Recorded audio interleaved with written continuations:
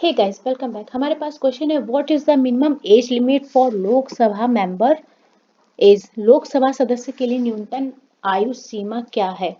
तो गाइस, हमारे पास लोकसभा सदस्य के लिए जो न्यूनतम आयु सीमा है वो है 25 वर्ष।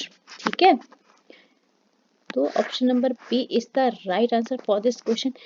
सेकेंड क्वेश्चन, किस अनुच्छेद में एज का प्रावधान है? तो गाइस 84 बी जो हमारा आर्टिकल है उसमें एज का प्रावधान है कि लोकसभा चुनाव के लिए उम्मीदवार बनने की आयु क्या है? 25 वर्ष होगी। ठीक है, मैं मेंशन कर देती हूँ हमारा आर्टिकल 84 बी। ठीक है, एक बात और बात कर लेते हैं, जो हमारे प्रधानमंत्री हैं, ठीक है, उनकी न्यूनतम आयु सीमा क्या है? तो ये है 25 ईयर। इसके अलावा राष्ट्रपति राज्यसभा की बात कर लेते हैं पहले। राज्यसभा सदस्य के लिए न्यूनतम आयु 30 ईयर। ठीक है, अब बात करते हैं हम लोग राष्ट्रपति बनने के लिए जो न्यूनतम आयु है वो है हमारा 35 ईयर। ठीक है, आई होप आपको क्लियर होगा। प्रधानमंत्री के लिए हमारा 25 ईयर। इसके अलावा हमारा राज्यसभा सदस्य अगर हमें बनना है उसके लिए हमारी न्यूनतम आयु सीमा क्या होनी चाहिए? 30 ईयर, 30 ईयर। इसके अलावा राष्ट्रपति के लिए 35 ईयर। ठीक है, नेक्स्ट क्वेश्चन पे चलते हैं। Which one of the following is also called stranger gas? निम्नलिखित में से किसे अजनबी गैस कहा जाता है? गाइज, हमारा अजनबी गैस किसे कहा जाता है? जीनॉन को। Option number C is the right answer for this question. ठीक है, जीनॉन को हम अजनबी गैस कहते हैं। सिंबल क्या होता है? XE। ठीक है, इसकी खोज किसने की थी? गाइस, इसकी खोज की थी विलियम रामसे और मॉरिस ट्रेवर्स ने। मेंशन कर देती हूँ मैं।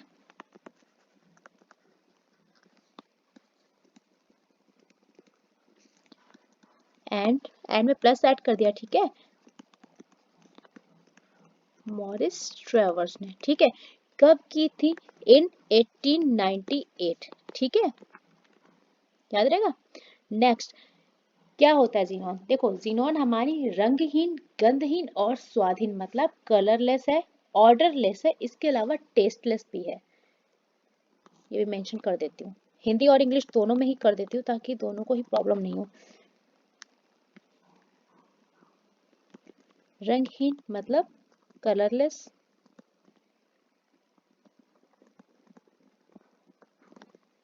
सेकेंड गंधहीन, दैट मीन ऑर्डरलेस,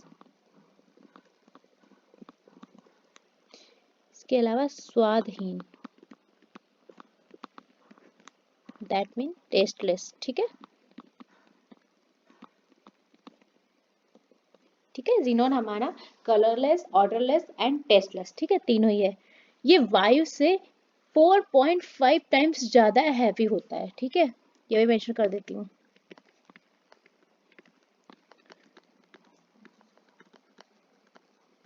ज्यादा heavy.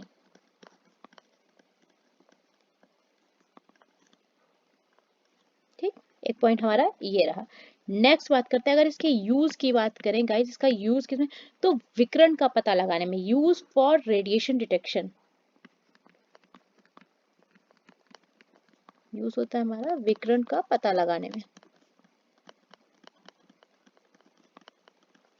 In English, use for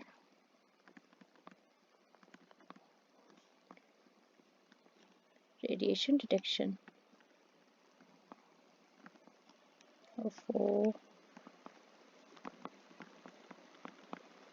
ठीक है, ये एक नोबेल गैस भी है। एक क्वेश्चन और बन जाता है, अगर नोबेल गैस आ जाता है तो हमारी जीनोन एक नोबेल गैस भी है। ठीक है, याद रखिएगा, जीनोन जो है हमारी नोबेल गैस भी है। ठीक है, चलिए नेक्स्ट क्वेश्चन पे चलते हैं। एक मिनट, ये क्वेश्चन आया है, देखिए, DSSB TGT सोशल स्टडीज के एग्जाम में। ठीक है, जो क्वेश्चन बन सकता था मैंने आपको बता दिया। नेक्स्ट क्वेश्चन पे चलते हैं। How many commercial banks in India were nationalised in 1969? 1969 में भारत के कितने वाणिज्यिक बैंकों का राष्ट्रीयकरण हुआ था? देखिए, राष्ट्रीयकरण की बात करते हैं गाइस, हमारा 14 बैंक्स का राष्ट्रीयकरण हुआ था। ठीक है, option number A is the right answer for this question. अब हुआ क्या था, देखो सरकार ने बैंकिंग जो कंपनीज थी, बैंकिंग कंपनीज एक्ट 1969 के माध्यम से 19 जुलाई 1969 को 14 बैंक्स का नेशनलाइजेशन किया। मेंशन कर देती हूँ किस एक्ट के तहत हुआ था, तो ये हुआ था बैंकिंग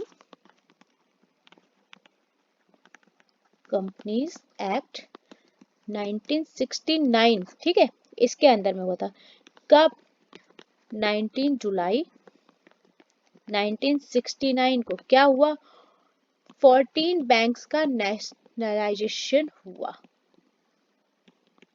ठीक है।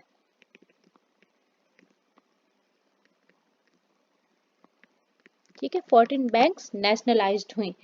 इसके बाद क्या हुआ? 1980 में 6 और प्राइवेट बैंक्स का नेशनलाइजेशन हुआ था, ठीक है। अगर आपसे क्वेश्चन आ जाता है 6 और प्राइवेट बैंक्स का नेशनलाइजेशन कब हुआ था, तो मैं मेंशन कर देती हूँ 1980 में 6 प्राइवेट बैंक्स का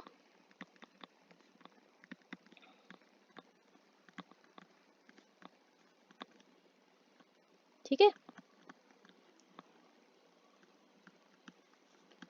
ठीक।